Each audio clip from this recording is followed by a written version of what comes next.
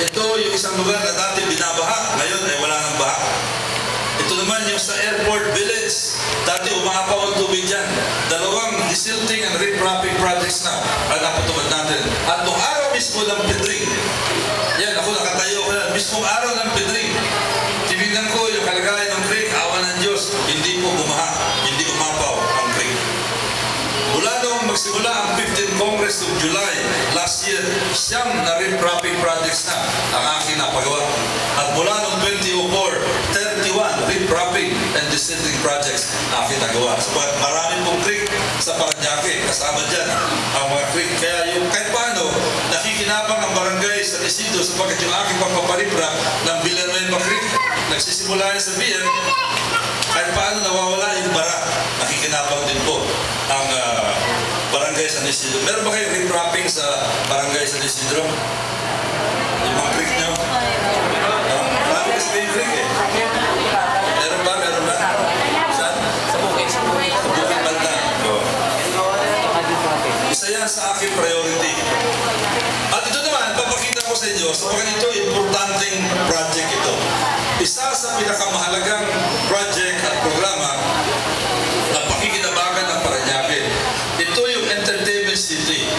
Kaya pinabanggit ito bilang pagkilala at paggalang sa 100% contribution ng ating Mayor June Bernabe. Sapagkat kung meron mang tumulong para ito ay maisip at maplano, para makipag-usap sa PAGCOR, makipag-usap sa national government, yan po ay walang iba, kundi ang ating Mayor June Bernabe. Naalala ko noong 2007 eleksyon, kampanya, binabanggitan niya ito. Sinasabi niya, magkakaroon ng Entertainment City, 200,000 ang maaari makinabang na magiging empleyado galing sa Parañaque. Noong 2010, ganoon din, at sinabi niya, maayos na, meron ng mga kontrata, meron ng mga programa na aprobado na. At tuloy-tuloy na ito, binanggitin niya ito, kaya noon pa man, itong programa na ito ay tapos na, nagawa na. Kaya kung meron kayo nakikita mga buildings na umaangat ngayon, tumataas ngayon, yan ang credit niyan ay walang iba, kundi ang ating Mayor June Bernabe. Kaya kahit wala sa dito, palakpakan natin si Mayor June Bernabe. At bilang patunay na doon pa man ay iniisip na yan, ito po yung Council Resolution number 08059 dated September 18, 2008. Ang nag-file ito, si Konsyal Rick Goles kasama ang lahat ng mga konsyal dyan. Pero alam naman natin na pag meron pinafile na ganitong klaseng kahalaga na resolution, ang nasa likuran dyan ay ang ating Mayor June Bernabe. Kaya may kita noon pa man, nagawa na ito mga programa nito. Ito yung resolution na nagsasabi endorsing the tourism ecosol status to the development project of PAGCOR known as the Manil Bay Tourism and Entertainment City in the reclamation area. Kaya sa muli po, palakpakan natin ang ating Mayor June Bernabe at siyempre kasama yung ibang mga leader ng ating syudad. Sila po ang siyang pasimuno ng proyektong ito. Hindi po si Congressman Goles, hindi po iba. Bagamat si Congressman Goles noong 2007 to 2010, ilang beses nagpagpulong sa PAGCOR at sa ating appropriations o budget committee para pag-usapan din kung paano matulungan itong programa ito. Ngayon, alam niyo, marami sa inyo nakakapansin na parati mong palakad-lakad. Mahilig kasi ako dyan, lakad ang lakad, mag-isa, may kasamang mga alalay na ang ginagawa, tagakuha ng pangalan, tagakuha ng litrato, pupunta ng Silverio, pupunta ng Fatima, pupunta ng Labwin, pupunta ng Napoleon, maglalakad sa sukat, i-standby dito sa may Tropical, isa sa mga standby ko, itong Tropical Hut dito sa may Chaka, sa Jollibee, at marami pa ibang mga lugar. Napapansin nila na madalas ako nakikita pag-alagala, paikot-ikot. Minsan tinatanong ako, Congressman, parati ka nakikita dito sa Parañaque, trabaho mo doon sa kamera. Baka mamaya nag-a-absent ka, naglalakwatsa ka. Hindi po, time management ang tawag po dyan. Isang bagay na bata pa ako, natutuhan ko na, lalo na nung ako'y nag-aaral sa akademya sa Amerika. Time management. Pinagmamalaki pong iulan sa inyo na ako ay naging congressman noong pang 1992. 6 na termino na. Pero minsan si Roy Lugones hindi po nag-absent sa sesyon ng Kamara de Representantes. 100% perfect attendance po ang aking record. Salamat. kongresista. Marami ng absent, taga-absent na. Ito po yung mga litrato habang ako'y sumasama sa plenaryo, may ipagdebate.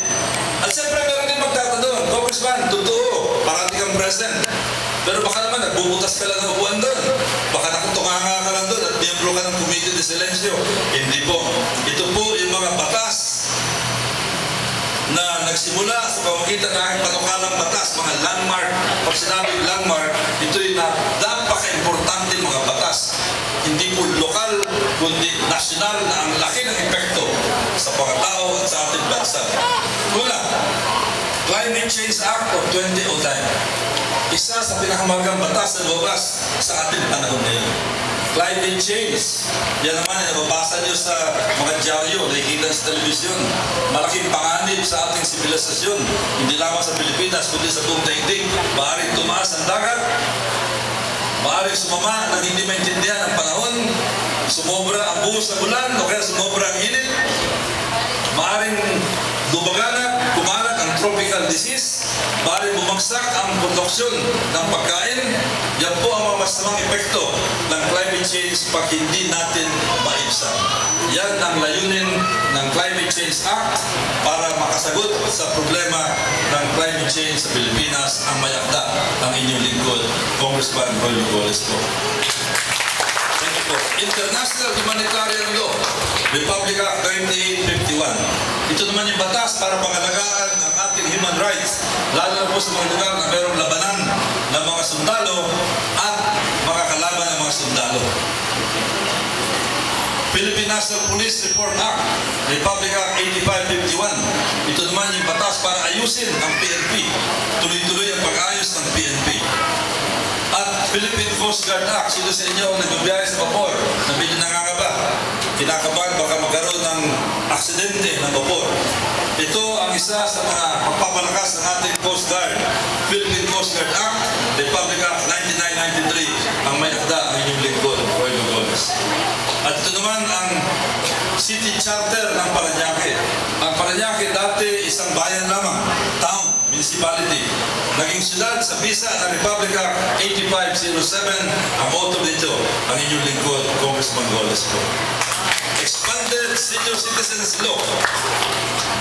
Kung meron mga senior citizens dito, palagi ko naalala nyo yung nangyari noong una na dati meron kayong 20% na discount pag bibili sa butika.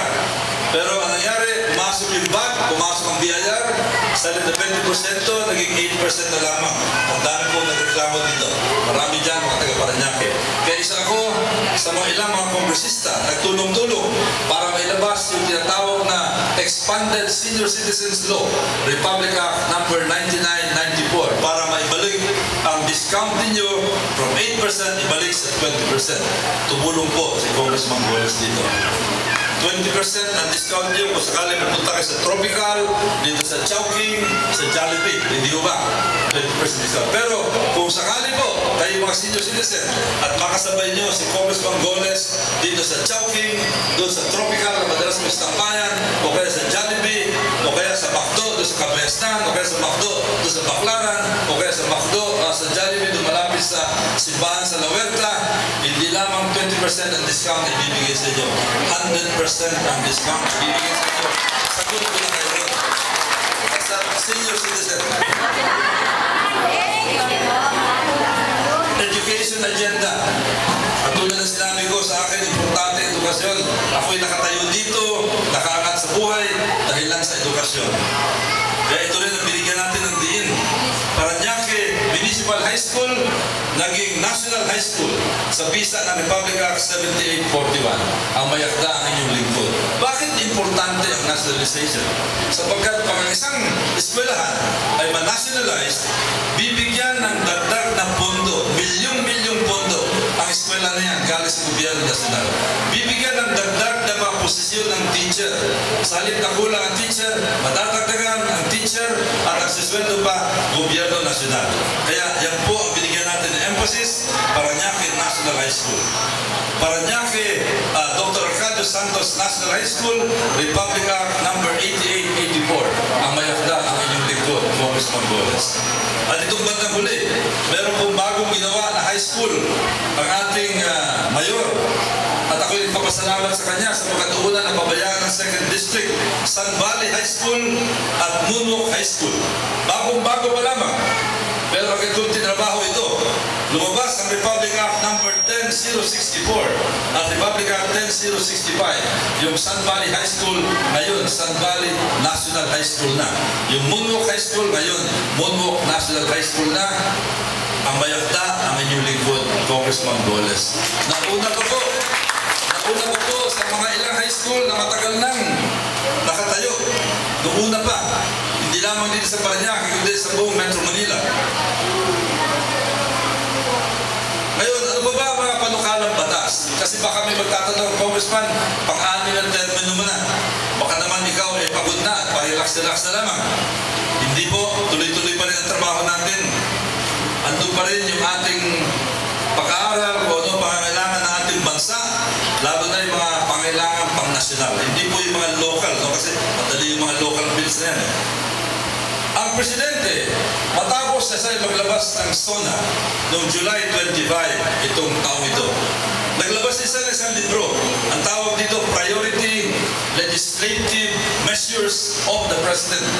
Ang ginawa niya, pumili siya ng 23 na mga panukalang batas galing sa Senado at galing sa Kamara. Isipin niyo, there are 24 senators and 280 congressmen and congresswomen. Bawat isa nagpa-file ng panukalang batas. Libo-libo ang na-file ng panukalang batas. Ang pinili ng Presidente, 23 lamang. Kaya isipin nyo, maswerte ang isang congressman kung meron siyang isang panukalang batas na mapili. Di ba? Pinagmamalaki ko po na i-report sa inyo, dito sa 23 na ito, 3 ang mga panukalang batas na mayakda ang inyong lingkod, Congressman.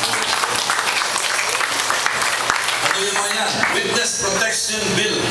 Para palakasin ang ating Witness Protection Program, katulad ng mga witnesses na kagaya ni Jun Lozada at Karen Rabusa para mabigyan sila ng proteksyon at lakas ng loob para mabigyan ng solusyon din ang maraming krimen na nagaganap sa Pilipinas.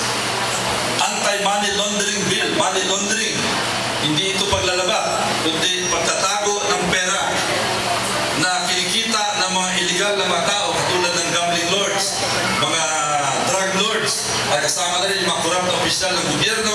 Marami pa rin dyan nakatago, hindi mahanap ng gobyerno kahit na meron ng anti-money laundering law. Naglabas tayo ng isang bill para palakasin ang anti-money laundering law at ito ay pinili ng ating Presidente. And finally, Maritime Zones Bill. Alam niyo yung issue ng Pilipinas, maraming isla, malaking karagatan na nakapaligid sa atin. Meron tinatawag na Exclusive Economic Zone, meron tinatawag na Territorial Sea. Ngayon po, meron isang bansa na malaki na kinakamgam yung ating Exclusive Economic Zone. Kasama na ang ating marahil Territorial Sea. Kaya tayo naglabas ng Maritime Zones Bill para palakasin ang ating claim, ang ating soberenya at labanan natin yung mapagkamkam ng malaking bansa na yan at mabuti lang ito ay pinili ni Presidente Pinoy Aquino. Bukod dyan, andyan pa rin yung Department of Information and Communications Technology, modernization ng Bureau of Jail Management, modernization ng Bureau of Corrections, at hindi pa nabanggit yung tungkol sa mga solar power, tungkol sa nanotechnology na malaki epekto sa ating ekonomiya, at itong Spratlys. Isa sa aking napaka-importanteng advokasya. Ito po ang Pilipinas. Ito yung ating Exclusive Economic Zone. Ito ang Spratlys. Halos lahat ng mga isla sa Spratlys nasa loob ng ating Exclusive Economic Zone. Andito ang China. Gusto nilang kamkamin. Ito yung red line na sinasabi ng China na kanila lahat ito. Pero tingnan nyo, ang red line nila nasa loob ng ating Exclusive Economic Zone. Malapit sa atin. Kaya naman ako'y tumitindig. Pag merong issue, pag merong debate, pag merong interview sa radyo, sa TV, madalas po ay kasama tayo dyan. Sabagat ito ay isang napaka-importanteng advokasya para sa akin, para sa ating kayamanan, para sa ating soberenya. Papayag pa tayo na ito ay kamkamin ng ibang bansa. Siyempre, hindi po, ang inyong lingkod po ay isa sa mga tumitindig at nakikipaglaban para sa ating kayamanan sa Spratlys area. At meron pa tayong dagdag ng proyekto. Ito yung paglinis ng mga creek. 264 na manggagawa galing sa komunidad na nagbabayad Department of Labor and Employment. Meron tayong 304 scholars ng TESDA. Meron tayong 1,340 scholars ng Commission on Higher Education. Kasi sabi ko, marami po ako'y nagpapasalamat at libre yung aking edukasyon sapagkat ako naging government pensionado. Gusto ko lahat sana na magkaroon ng ganyang klaseng pagkakataon. At yung ating PGH program bilang tulong sa mga pasyente na kailangan ng isang eksperto at malaking ospital na katulad ng PGH. Ito po, 4,633 na nakinabang mula noong July last year. At 1,378 dyan galing po sa First District ng Parañaque. Sa inyo, marami po taga-barangay San Isidro, sapagkat malapit lamang yung aking opisina at aking tahanan, madali niyong puntahan. At ito sasabihin ko, bagamat ito ay dapat para sa District 2, hindi po nagmamarmot si Congressman Goles. Bukas po kami, basta kailangan nyo, huwag po kayo mga tubilin na lumapit sa amin para sa PGH Referral Program. Salamat po. At ito naman, medyo malungkot ito. Sa litrato na lang, medyo malungkot. Kung pwede lang, ayoko pag-usapan ito sapagkat alam nila kung hindi sabihin niya. Pero alam niyo, ang buhay, parang awit lamang. Mayroong simula at mayroong katapusan. At kung sakaling umabot ang katapusan sa isang mahal niyo sa buhay, doon po sa amin sa 2nd District ng Parañaque at ang pamilya ay pamilyang mahirap lamang. Sagot na po ni Congressman Goles ang programa Libreng Palibing ni Congressman Goles ang palibing sa mga namamatay na mahirap doon po sa 2nd District ng Parañaque. Hindi po kami pumipili dito. Lahat po ay kasama dito. Katunayan, pwede kayo mag-ikot ngayon sa 2nd District ng Parañaque. Makikita nyo, basta pero nakaburol na mahirap at sila ay lumapit sa amin, sakop yan ng aming Libreng Palibing program. Meron ba kayong ganyan sa 1st District ng Parañaque? Dapat po meron sapagkat may pondo ang congressman para dito kung gusto niyang gamitin itong pondo ito. Bakit po ito sinimulan? Alam niyo kung bakit? Sapagkat napansin ko, pag merong namatay na miyembro ng pamilya sa isang pamilyang mahirap, doble ang trahedya na mangyayari sa kanila. Una, namatayan sila. Pangalawa, mababaon sila sa utang. Isipin nyo, 12,000, 13,000, ilang buwan, ilang taon bago mabayaran. Kaya lalong lumulubog ang kapalaran ng mga tao na namatayan. Kaya ito, napili ko isang programa at alam niyo ako'y tuntua sapagkat ang dami na po nakinabang dito. Mula noong July last year, 923. Mula noong sinimula ko to, 2,204. Halos araw-araw. May kita sa numero. Meron pong lumalapit sa akin at nakikinabang dito sa programa ito. Pasensya na po at itong programa ito ay talagang hindi ko pwedeng may parating sa 1st District ng Parañaque sapagkat hindi po papayag ang DSWD. Aktibo sa plenary debate, ito nakikipagdebate ako. Alam niyo, ang pagkipagdebate, importante sa trabaho ng isang congressman. Yung paggawa ng batas, importante sa trabaho ng isang congressman.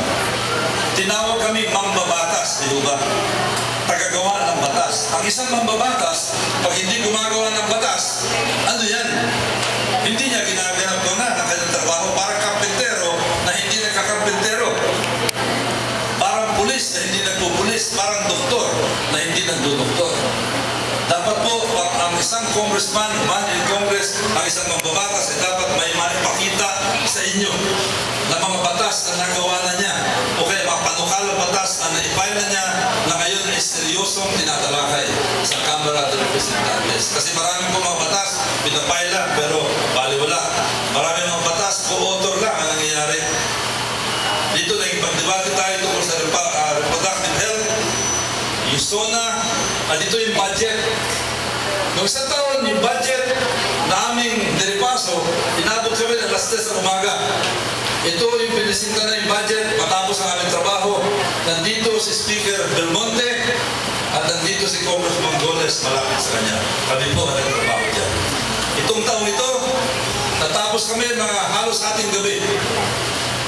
Ito si Speaker Belmonte, andyan si Majority Leader Gonzales, at andun sa bandang tabi, si Congressman Goles. Kami po ang nagtrabaho sa budget na yan at nagpuyat na gusto. Nag-privilege speech sa sprat list, tungkol sa sprat list. Nakipagtalakay sa Committee on Foreign Affairs tungkol sa passport. Kasi masyadong delayed yung pag-process ng passport. Alam ko, marami sa inyo, pero mga kamag-anak nagre-reklamo sa mabagal na pag-issue ng passport. Enerhiya, importante rin para sa atin yung presyo ng elektrisidad. Paano palalakasin ang ating energy sector? At meron din tayong wheelchair program.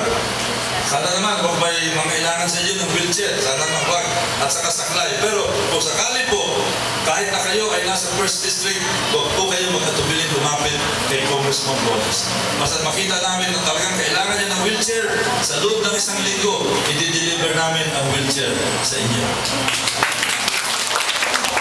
Ito yung mga nakinabang na sa mga wheelchair program namin at tungkol naman sa masasakyan. Importante ang masasakyan na binibigay sa mga barangay. Kaya ito, binigyan ng tingin ko noong una kong termino bilang congressman ng Long District ng Parañaque. First term ko, mula noong 1992 hanggang 1995, ilang sasakyan ang akin na-deliver sa buong Parañaque? 84 na masasakyan. Isang Anpra, 2 multicab, isang dump truck, at isang Anpra sa bawat isa sa mga halos 20 mga eskwelahan sa buong Parañaque. Kaya suma total, mahigit 84. Naalala niyo siguro yung dump truck, nakapark madalas yan dito sa barangay San Isidro. Naalala niyo yung 2 multicab, isa puti, isa kulay pula, na ginagamit ng mga SK. Alam niyo, siguro marami ang nagtatanong sa inyo. Paano ba nagawa ni Congressman Goles itong napakarami ng mga proyekto na ito? Kasi isipin niyo, ang mga proyekto natin, meron tayong napakarami mga covered works. Umuulan ang covered works sa 2nd District. 22 na ang natapos nung lang nagsimula noong July last year. At meron pang ibang ginagawa. Nagpasimento ng mga kalye. Nagre-rip-rap at naglilinis ng mga creek. Nagpapagawa ng mga school buildings. Merong libreng palibing. Merong PGH referral. May 1,300 scholars at marami pang iba. At tanong nila, paano ba nangyari yan na parang sobrang dami ng proyektos? Paano nyo may hambing yan?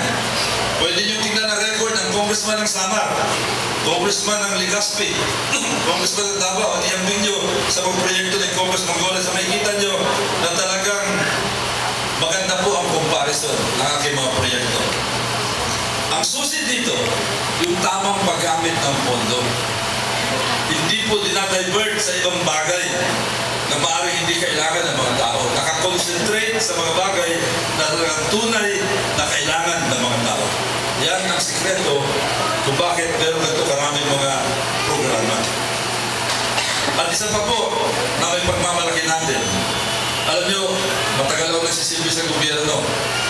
Naging opisyal ng Philippine Navy, Deputy Administrator ng Marina, naging Postmaster General, naging Cabinet Member, Congressman ng 6 na termino. Malaking halaga, malaking pondo ang pinagkatiwala sa inyong lingkod. Pero ito sasabihin ko sa inyo, si Congressman Goles po, kahit na mahaba na ang serbisyo, ni minsan hindi po nagkakaso sa opisina ng Ombudsman. Ni isang pusing ay wala po tayong problema sa opisina ng Ombudsman. Yan po ang tinatawag nating responsabling gobyerno na palatuntunan at filosofiya ng inyong lingkod, Congressman Goles. So, yun po aking mensahe para sa inyo. Ang aking paliwanag kung ano ibig sabihin ng responsableng gobyerno, bakit ako nandito, saan ako nagmula, ano ba ang filosofiya ko sa buhay. Sana po ay ma-appreciate nyo yung aking mensahe at ako'y nagpapasalamat sa inyong pagtsatsaga at pakikinig sa aking presentasyon. Sana po ito isang bagay na may kwento nyo rin sa inyong mga kapitbahay sapagkat hindi ko kaya ni Congressman Goles na maabot ang lahat ng mga tao. Marahil sa pamamagitan ninyo ay makarating ito sa inyong mga kamag-anak, sa inyong mga kapitbahay, at inyong mga kabaryo, at inyong mga kapro. Bilang po aking kahilingan, sa muli po, ako'y nagpapasalamat sa lahat ng tumulong para i-organize ito pong ulat sa bayan na ito. Muli, binabanggit ko sila. Teresita Avelino, Presidente ng EDSA Ladies Labwin UPS 5. Warding Ann, Presidente ng Silverio Pulo. Sobelarde, Presidente ng Senior Citizens of Napoleon and Labuin Compound. Huwag ko kalimutan sinabi ko tungkol sa Senior Citizens. Robin Ochoa, Presidente sa Ilonggo Association sa Carajaque. Luningning Parba, Vice President ng Purukuno Silverio. At sa Espiritu Compound, Presidente Lilibet de la Concepcion. Salamat po. At muli, ako nagpapasalamat din sa ating barangay captain na si